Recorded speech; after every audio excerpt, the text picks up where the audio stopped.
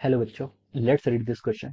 So this question says, identify the correct statement from the following. Okay, first is work energy theorem is not independent of Newton's second law. Okay, second statement is work energy theorem hold in all inertial frame. Third statement is work done by friction over a closed path is equal to zero. Okay, A option is first only, B option is second and third, C option is first and second, and D option is first, second and third. Okay, तो चलिए बच्चों अब हम इस question को start करते हैं। तो देखिए बच्चों इस क्वेश्चन का की कॉन्सेप्ट आप क्या लिख सकते हैं।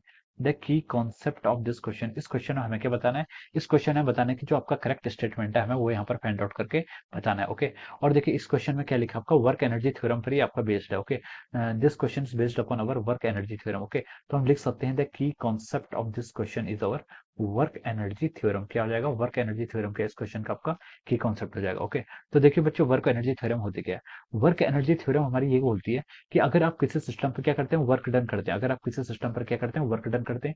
वर्क डन को कैसे डिफाइन करते हैं आप, F vector dot D S vector. Okay, this is the work done. आपका क्या, force into displacement, it is equal to our change in kinetic energy. ये क्या होता है आपका, चेंज इन काइनेटिक एनर्जी के इक्वल होता है। ओके, तो आप अगर आप क्या करते हैं, काइनेटिक एनर्जी को चेंज करते हैं, तो आपको क्या करना पड़ता है, कुछ अमाउंट ऑफ वर्क डन करना पड़ता है। ऐसे भी हम इसको क्या कर सकते हैं, डिफाइन कर सकते हैं। Okay, work done is equal to change in kinetic energy, this is the statement of our work energy theorem. Okay, ये कहां से डिराइव होती है आपकी, इसको डिराइव करने के लिए आप क्या करते हैं, न्यूटन सेकंड लॉ का यूज करते हैं। ओके, फोर्स क्या होता है आपका, डीपी बाई डी के इक्वल होता है। ओके, फोर्स किसके इक्वल होता है, डीपी बाई डी के। अगर आप यहाँ से वर्क डन डिफाइन करेंगे तो वर्क डन कितना होता है आपका, फोर्स इंटू डिस्प्लेसमेंट। यहाँ से हम इसको कर सकते हैं, क्या कर सकते हैं, फिर हम इसको यहाँ से ऐसे डिराइव कर सकते हैं। Okay, D by D T of momentum times of displacement, यहाँ से हम क्या कर सकते हैं, लिख सकते हैं उसे। ओके, ये ध्यान रखें डीपी बाई डी टी इसके साथ है। ओके, डॉट एस वेक्टर आपका ऐसा हो जाएगा। ओके, तो यहाँ से हम क्या कर सकते हैं, यहाँ पर आपका ये जो स्टेटमेंट है इसको हम क्या कर सकते हैं, यहाँ से प्रूव कर सकते हैं। ओके, तो देखिए बच्चों अब हमसे क्वेश्चन में क्या बोला है कि work energy theorem is not independent of Newton second law. First statement है बोला है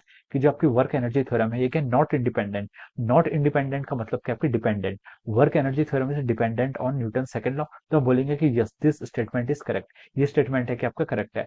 आपका न्यूटन सेकंड लॉ क्या बोलते हैं, आपका जो आप फोर्स अप्लाइड करते हैं उससे क्या होता है आपका rate of change of momentum, momentum change होता है।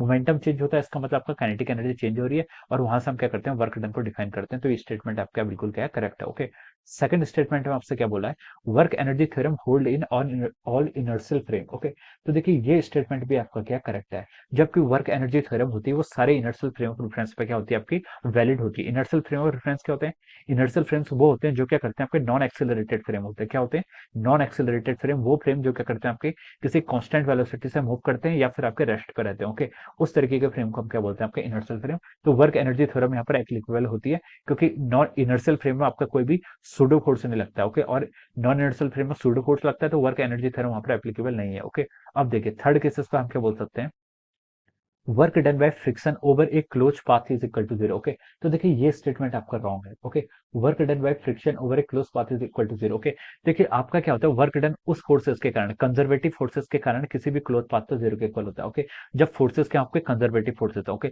लेकिन जब आपका फ्रिक्शन है, फ्रिक्शन क्या आपका डिसिपेटिव फोर्स है, तो डिसिपेटिव फोर्स के केस में ये आपका कंडीशन क्या होती है, ट्रू नहीं होती। अगर ये कंजर्वेटिव फोर्स होता तो यहाँ पर work done for the close path के लिए जीरो हम बोल सकते थे। ओके, लेकिन फ्रिक्शन क्या है आपका, क्या है डिसिपेटिव फोर्स है, तो इसके लिए स्टेटमेंट क्या आपका ट्रू नहीं है। तो क्वेश्चन ने हमसे बोला था कि आइडेंटिफाई द करेक्ट स्टेटमेंट। तो यहाँ पर देखिए आपका फर्स्ट एंड सेकंड क्या आपका करेक्ट करेक्ट है, बाकी आपका रॉन्ग है। तो देखिए फर्स्ट सेकंड आपका ऑप्शन सी से मैच कर रहा है, किससे मैच कर रहा है, ऑप्शन सी से। तो हम लिख सकते हैं कि इस क्वेश्चन के करस्पॉन्डिंग जो आपका क्या है, ऑप्शन सी है। Option C is the correct answer of this question. Option C क्या हो जाएगा, इस क्वेश्चन के करस्पॉन्डिंग आपका करेक्ट आंसर हो जाएगा। Okay, so I hope you all understood this concept. All the best and thank you.